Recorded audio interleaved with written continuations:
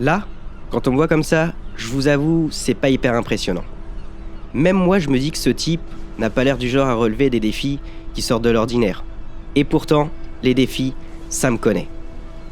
Je m'appelle Alex, j'ai 23 ans. Et je suis né avec une petite particularité.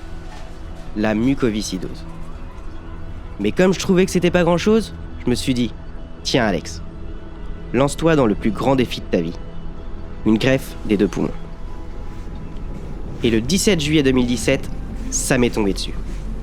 Cette greffe est pour moi une seconde chance. Et pour remercier mon greffon, je me lance dans un tour de l'Atlantique à la voile.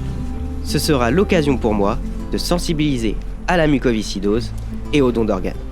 Pour un projet aussi fou, il me fallait un équipage tout aussi fou. Allez, suivez-moi, je vais vous les présenter. Salut Alex. Salut Alex.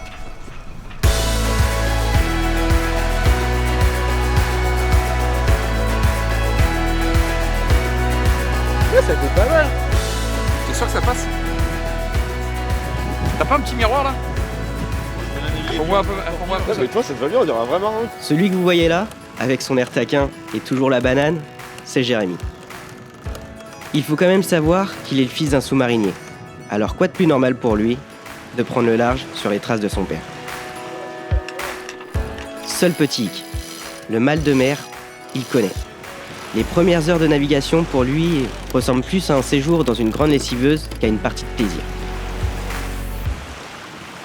Véritable bout en train, il saura mettre de la bonne humeur sur le bateau en toutes circonstances. Ah oui, le Cap Horn. Voilà. Ah oui, j'avais oublié celui-là. Ouais, facile, tranquille. Avec Jérém, on se connaît encore peu. À première vue, il apparaît comme rêveur, mais il a bien les pieds sur terre. Et quand il n'est pas d'accord sur un point, il le fait savoir.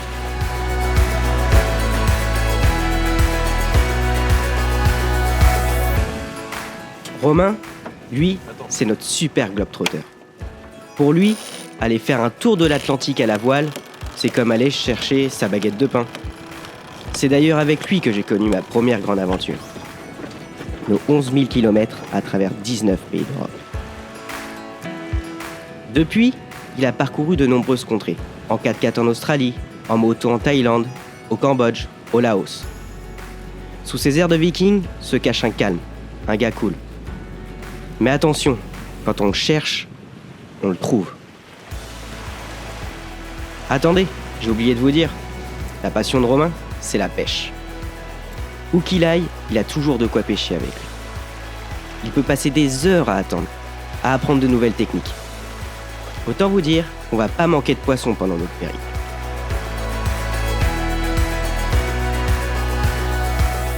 Dans la famille lévrier, après Romain, je demande Thibaut. Ne faites pas attention, il peut paraître froid et discret au premier abord. Mais ceux qui le connaissent savent que c'est un pensif. Dorénavant appelé capitaine, c'est notre gars sûr.